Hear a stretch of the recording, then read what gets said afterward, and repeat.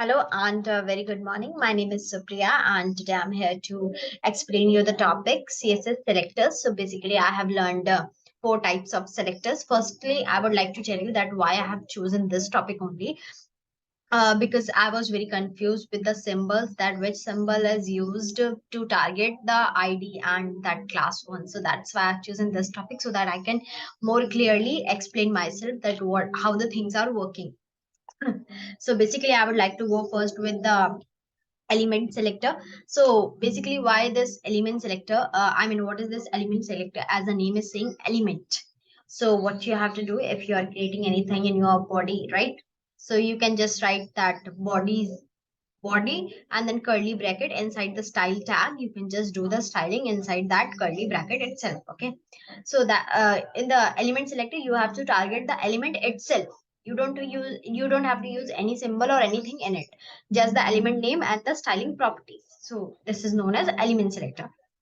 Second, we are going with the ID selector. What are these ID selectors? ID selectors are something who firstly the very most important thing is this: ID selector's name can be used just one time. You cannot use the same name twice. Okay, that is the drawback of ID. It is not with other selectors, but it is with their IDs only. Your name can be assigned just one time for ID, and if for targeting the ID, which ID is also known as the styling tag itself.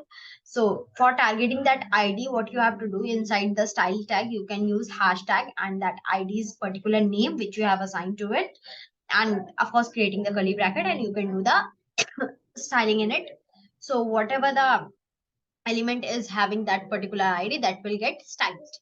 And the third one is this that class selector. So what are these class selector? Of course we can use class selectors name multiple times. There is no foundation like that of IDs. Okay, so in class selectors, if you are assigning any name to your class, but simply you have to use dot the class name and curly bracket, and styling can be done to the element which has the class that which has the class with that particular name. Okay, and the fourth one comes is the universal select. As the name itself saying universe, it means whole page.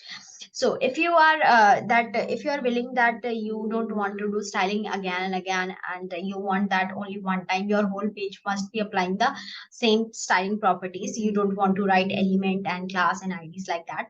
What you can do is you can simply use that asterisk mark inside the style tag and then create the curly bracket. You can write different types of styling in that curly bracket itself. So these style which we have applied inside the asterisk mark, and that style is going to be applied to your whole page. So that is how the things are working.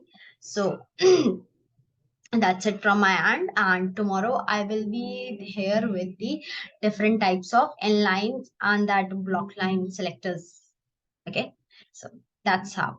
Thank you.